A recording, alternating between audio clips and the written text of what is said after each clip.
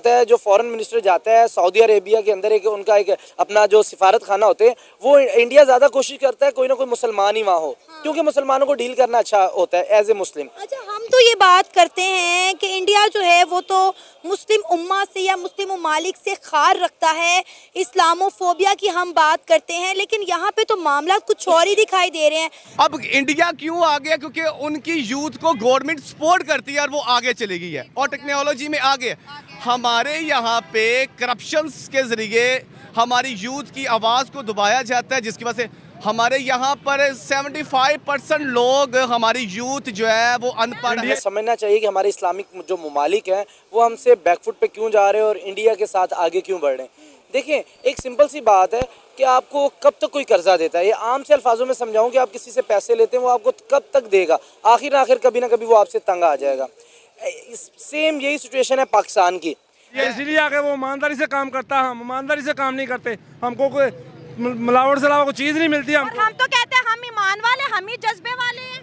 नहीं ना, गलत कर रहे हैं, गलत। अल्हम्दुलिल्लाह जज्बे वाले हैं, बढ़िया। ईमानदारी फिर क्यों नहीं है? पूरी ईमानदारी है। मतलब ओआईसी में जो रिस्पेक्ट पाकिस्तान को मिलनी चाहिए वो इंडिया को मिल रही है। ये कोई छोटी बात नहीं है कि इंडिया के फॉरेन अफेयर मिनिस्टर जो हैं वो सऊदी अरेबिया नहीं गए, तो सऊदी अरेबिया के फॉरेन अफेयर मिनिस्टर जो हैं वो इंडिया चले गए हैं। इंडिया ने ये सब कुछ करवा दिया, ये इंडिया नहीं करवाता, ये सब मिलके करवाते हैं पहली बात तो। और अब तो ये भी ये बात कह नहीं सकता कोई कि इंडिया ही सारा करवाते हैं, ठीक है।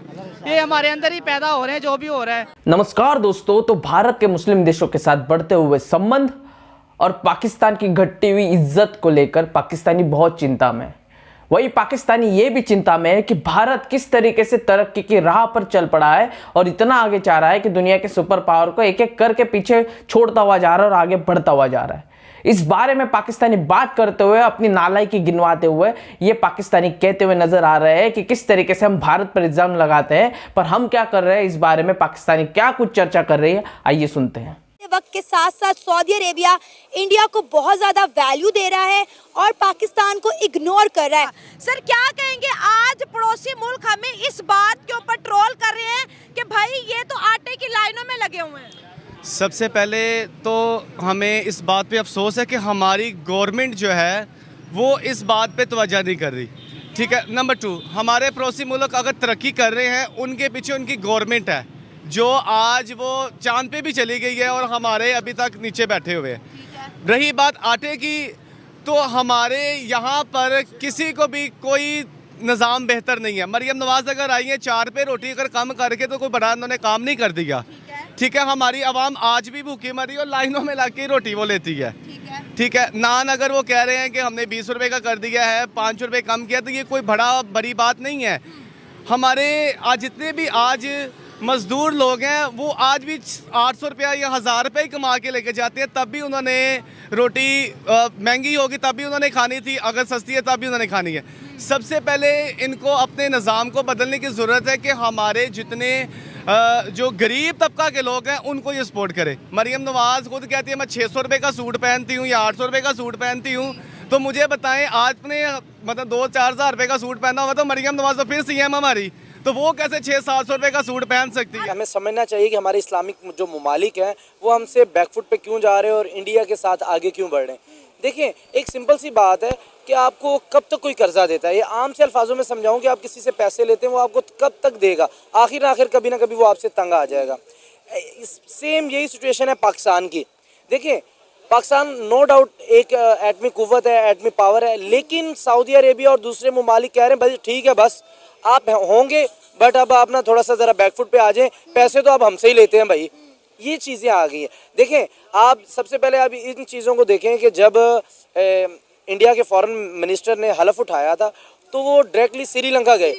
सारी दुनिया परेशान होगी कि भाई श्रीलंका के तो अपने हालात ही बिल्कुल बिगड़े हुए हैं। आपको पता है उस वक्त उन्होंने एक हुकूमत का तख्ता पलटा था और उसके बाद नई हुकूमत आई तो बिल्कुल एक पहले वज़ीर ख़ारजा थे वहाँ चले गए, उसके बाद वो वहीं से वापस UAE आते हैं और वहाँ से वो वापस इंडिया जाते हैं। यानी कि इग्नोर बिल्कुल टोटली कतर, मिस्र, सऊदी अरेबिया, मालदीव, इनको बिल्कुल इग्नोर करके वो वापस चले जाते हैं। उसका स्ट्रेट फॉरवर्ड पैगाम क्या था उस वक्त हुकूमत थी बाइडन की। बाइडन कभी भी नहीं चाह रहे थे कि सऊदी अरब के साथ इंडिया के ताल्लुकात बेहतर हो, क्योंकि इंडिया के ताल्लुकात खुद भी नहीं बाइडन के साथ इस तरह के होने चाहिए थे जो आम तौर पे इंडिया के ताल्लुकात होते हैं। इसी चीज़ को देखते हुए वो कुछ अपने आप को उन्होंने बैकफुट पे रखा।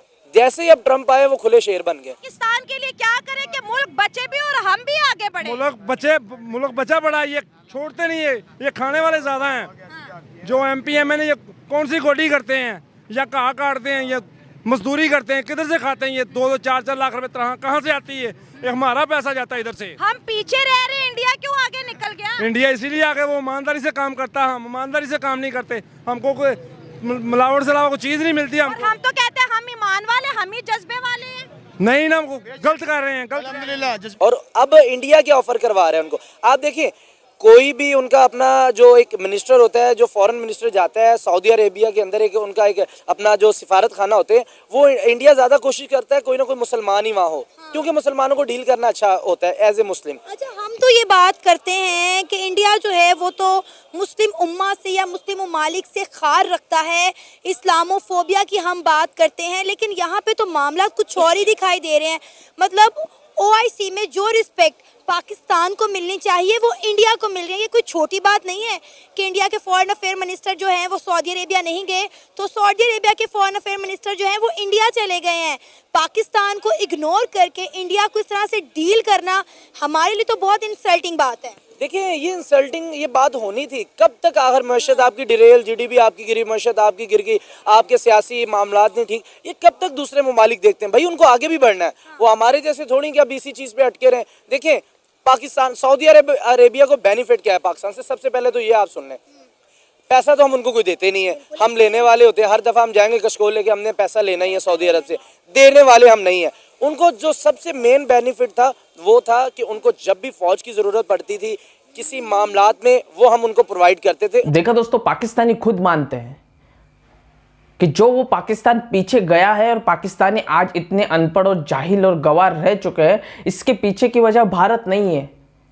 इसके पीछे की वजह भारत कतई नहीं है। इसके पीछे है तो है कौन? सिर्फ और सिर्फ पाकिस्तानी लोग, पाकिस्तानी जो भी आर्मी, पाकिस्तानी नेता, पाकिस्तानी मीडिया, और इन सबको जो खिला रहा था वो है चीन। चीन के पीछे लगकर पाकिस्तानी इतना अंधा हो गया कि पाकिस्तान का एक ही टारगेट था कि आप चीन को बोलता था हमें पैसे दो, हम भारत के ऊपर नजर रखे रहेंगे, खुद की तरक्की गई तेल लेने भाड़ में। इसीलिए आज पाकिस्तानी लोगों को ये समझ गया है कि भैया हम जो पीछे हैं, हम जो बर्बाद हुए, हम आज रोटी और चीनी और मतलब सब्जियों के लिए, आटे के लिए लाइन में लगे हुए हैं, जो पाकिस्तानी उनको आज समझ आ चुका है कि इन सब की वजह कोई और नहीं तो हम खुद ही है।